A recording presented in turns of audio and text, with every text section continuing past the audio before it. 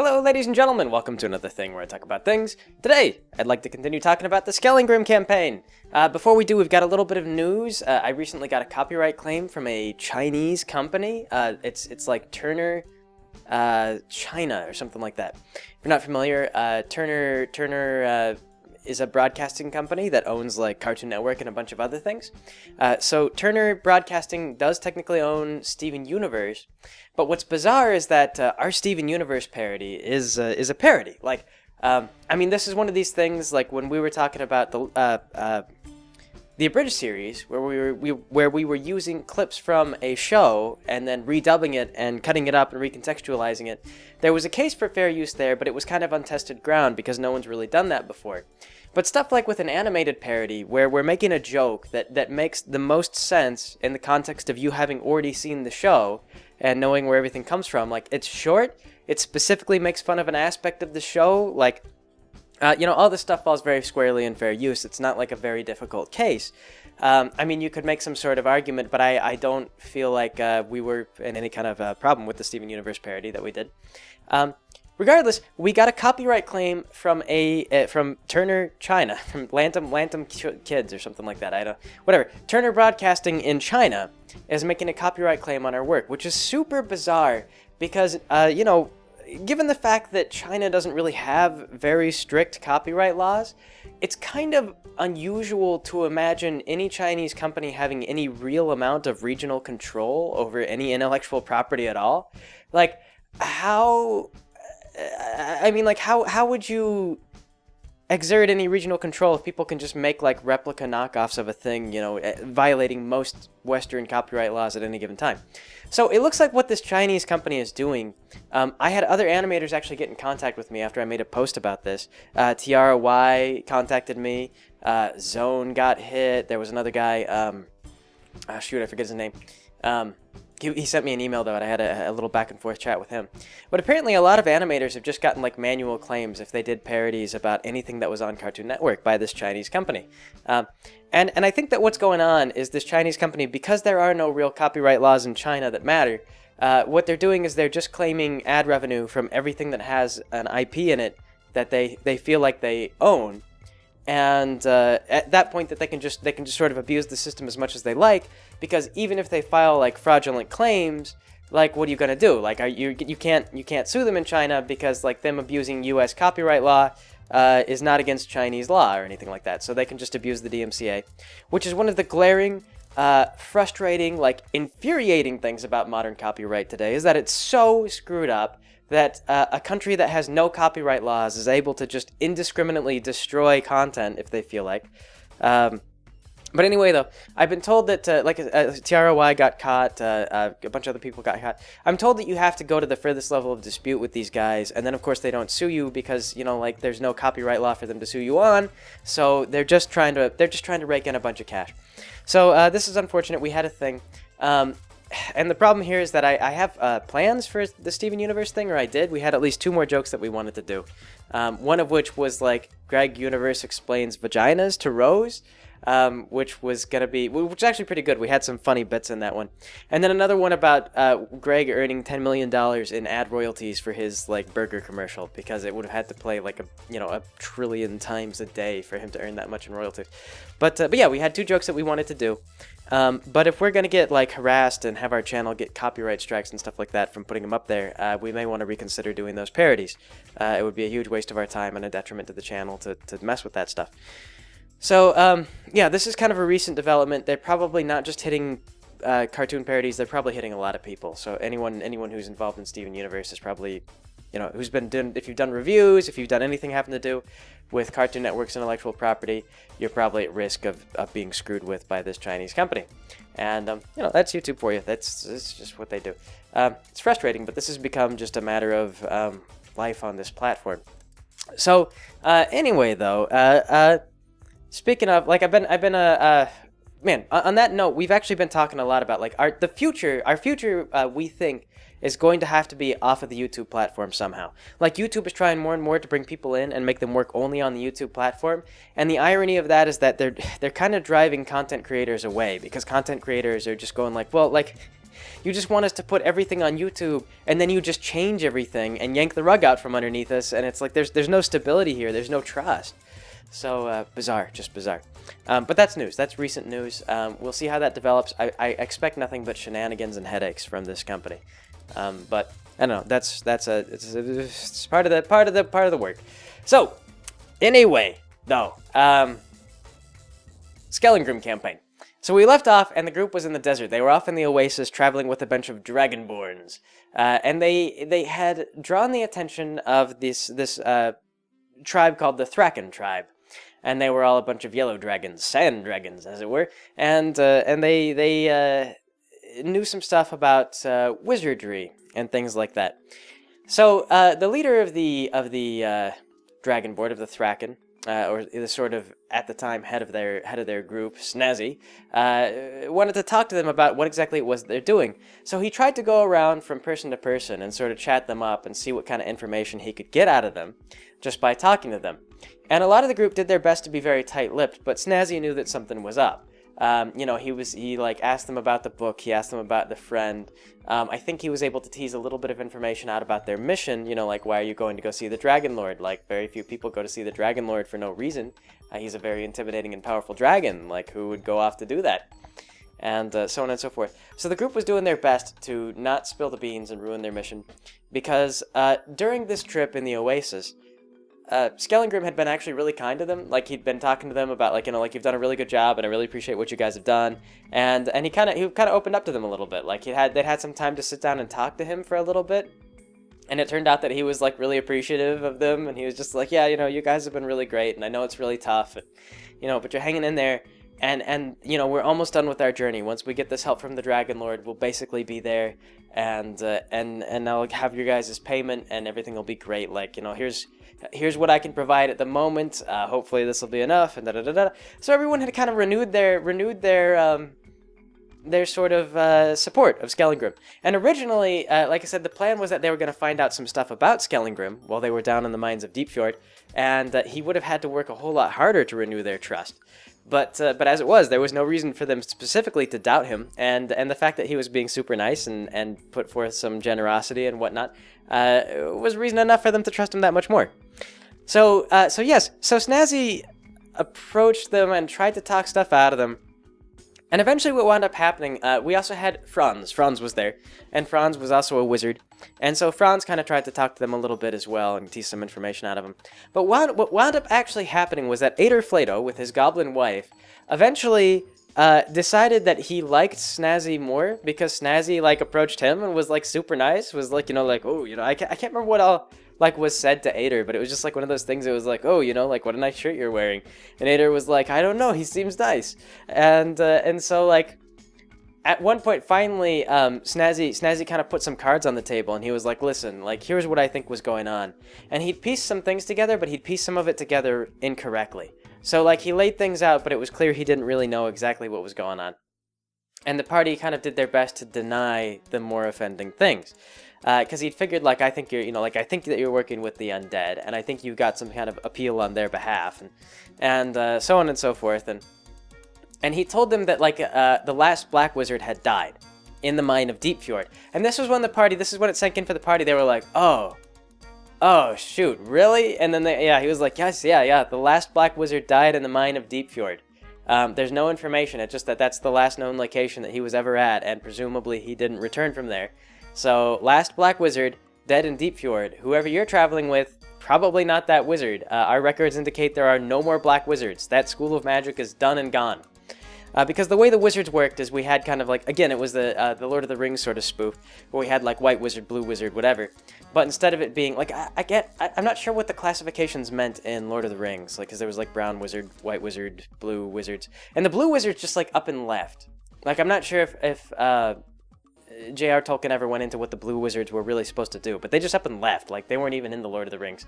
But in my setting, like, the Blue Wizards were diplomacy wizards, like there are schools of magic in D&D, so they were based a little bit off of this, and then like the White Wizard focused more on like flesh, abjuration, stuff like that, things like making shields and protecting yourself, and the Black Wizards focused a lot on necromancy and murder and things like that, but because of what they dabbled in, they often didn't get a lot of support. They often found themselves in the front lines. They often found themselves deep in enemy territory, surrounded by hostile entities, and because of the harsh nature of the job and the general lack of support for dabbling in necromancy when, like, your enemy was essentially nothing but necromancers, they kind of died off. Like, a lot of people didn't come forward to learn the craft, and a lot of people died in the process of the war, and so they were an extinct line. Like, no one taught this line of magic anymore, and it was seen as a great tragedy, but people tried to hang on what little there were.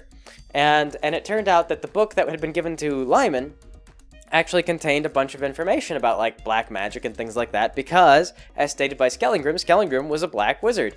He knew black magic. He did all the evil stuff. He was totally into that.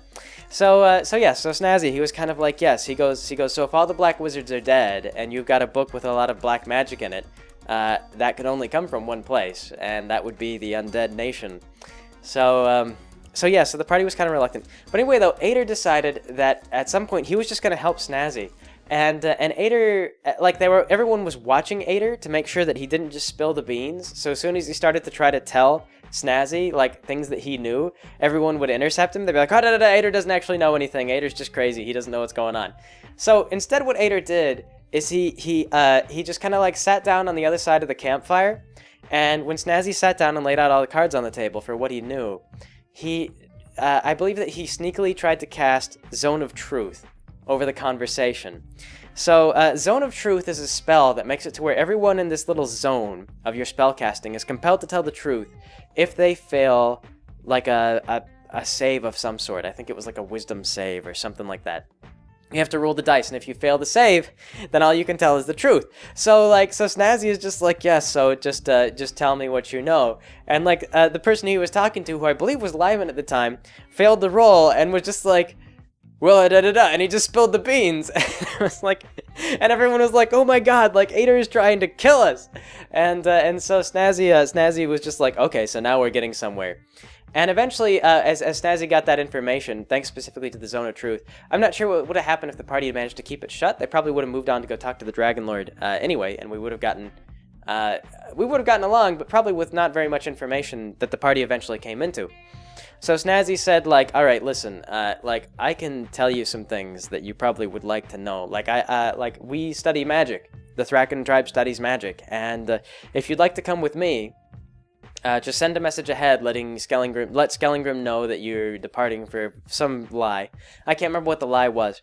And we'll go and we'll have a talk with the Thraken himself. The Thraken being the dragon that the tribe worshipped. And said the Thraken is very old. The Thraken would be very interested in assisting you guys and having a look at the anklet that you've got. And essentially he made a very fine case for why this was advantageous to the party. And they weren't totally trustworthy of him. But he sat down and he kind of worked it out, and he made some deals with them and divulged some valuable information about, like, this is what I know, and this is why I'm concerned, and this is what I would like to do. And he was rather forthcoming with them, so they struck a deal, and they agreed to travel with the Thraken to go to their tribe and have the whole thing inspected. And like I say, it was all a little bit shady, and they weren't sure that they were making the right choice, but they didn't, like, obviously Skellingrim wasn't telling them a bunch of things, and that was made apparent by the stuff that Snazzy did know. So to get that information, they decided to depart. So they sent some message ahead, and I can't remember what they told Skellingrim. It was something like there was some sort of errand that they decided to run to help out with, and so they were going to be late. It was the information that they sent ahead. So they went off to this Thraken tribe, which was its own little isolated sort of thing. It was built along a river, which had, fertility so that they could farm and sustain themselves off of this. And they did, as they promised. They had a library. It wasn't a large library, but it contained a lot of magical information because, like I described in the last video, the Thraken believed in cleverness and whatnot as a virtue. So they were focused a lot on learning and overcoming things with their wits.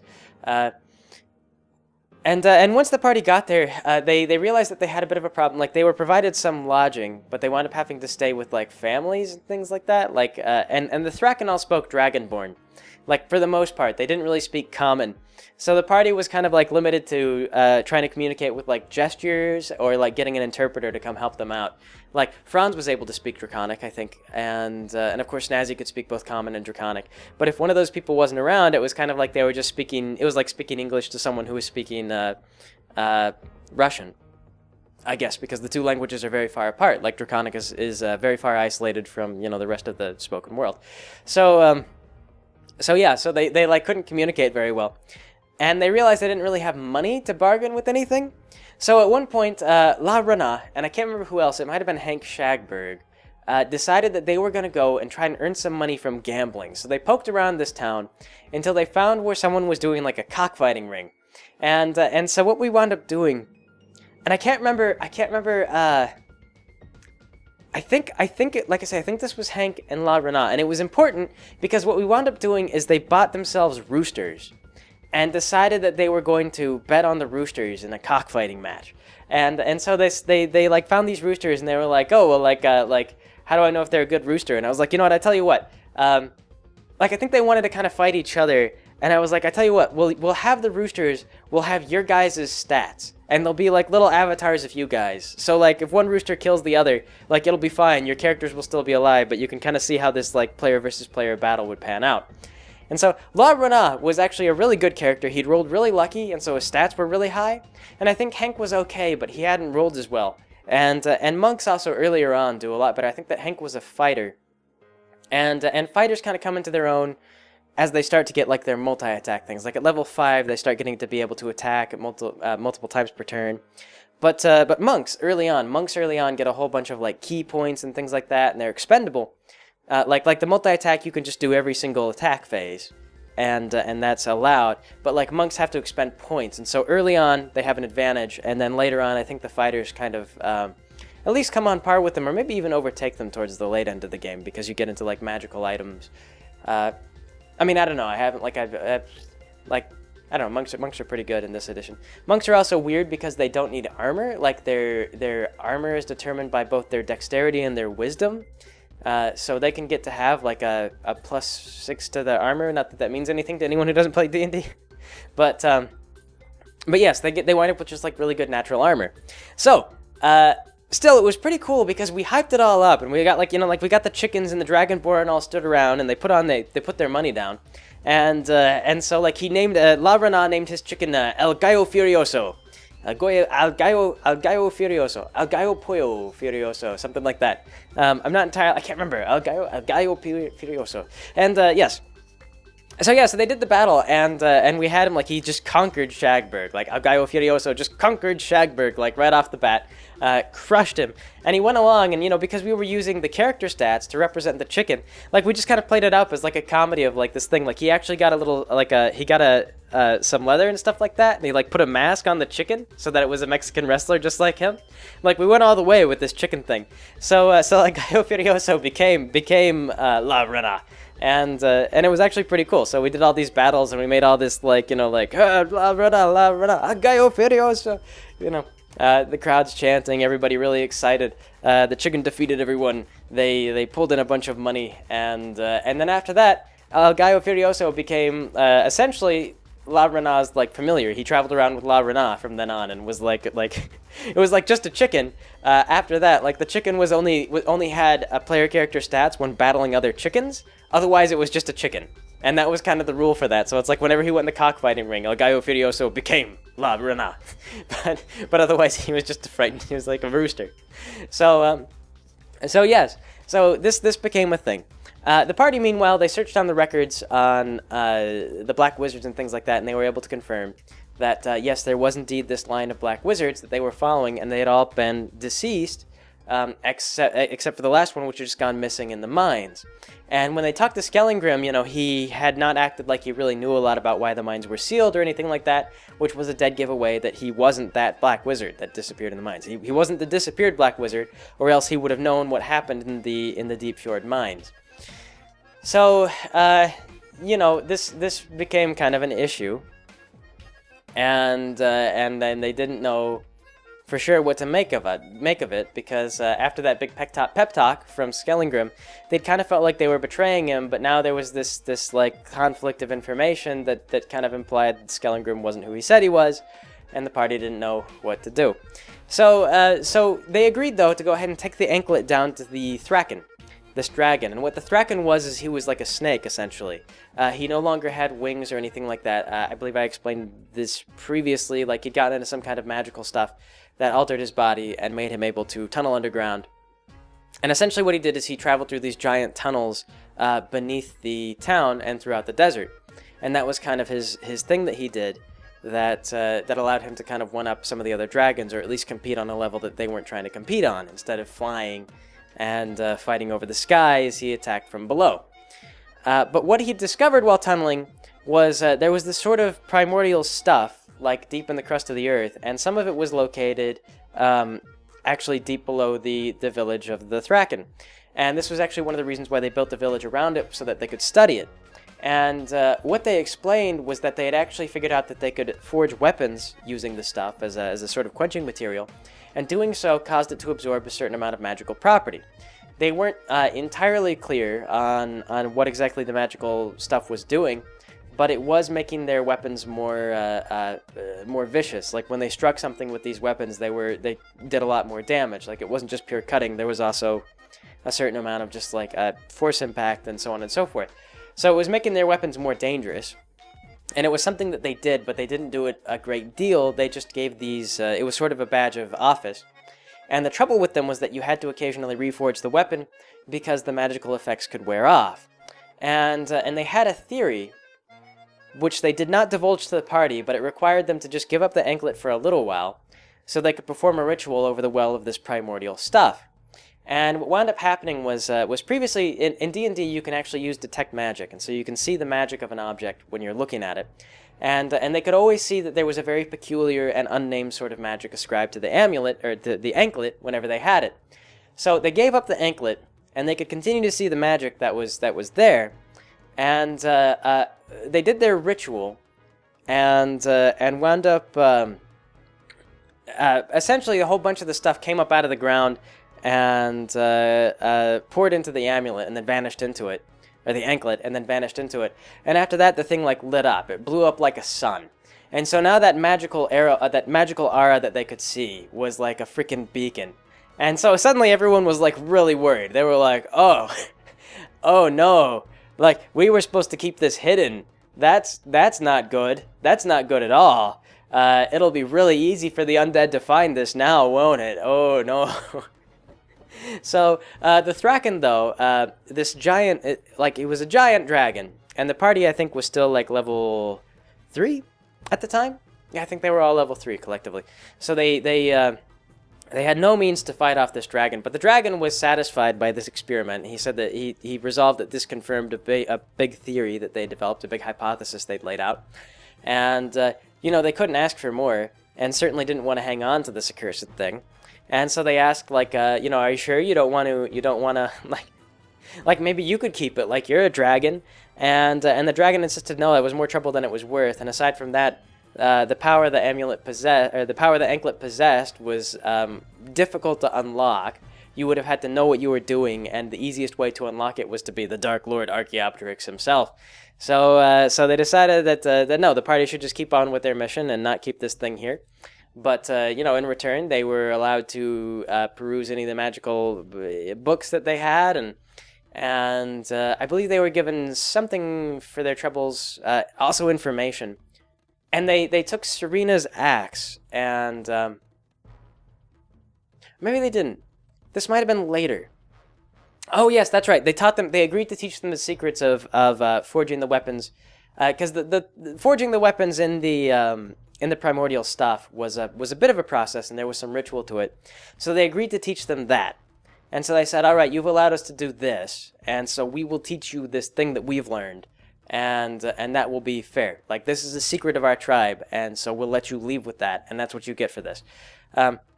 Which wound up being good, because later on, they actually made use of that. Although the party never did figure out what exactly the enchantment was, they did make use of it later on. But yes. Okay. So anyway, though, yeah. So the party met with the Thrak, and they did the thing. They activated the anklet, even worse than it already had been. It was now lit up like a beacon, recharged and fully powered, and the party had no idea what all this meant, but away they were to go, on to the next destination to talk to the Dragon Lord, and also to justify everything that they'd done to Skellingrim, who was going to have a lot of questions. But anyway, though, I suppose that'll be it for today. So thanks for joining me, everybody. I will catch you all next time.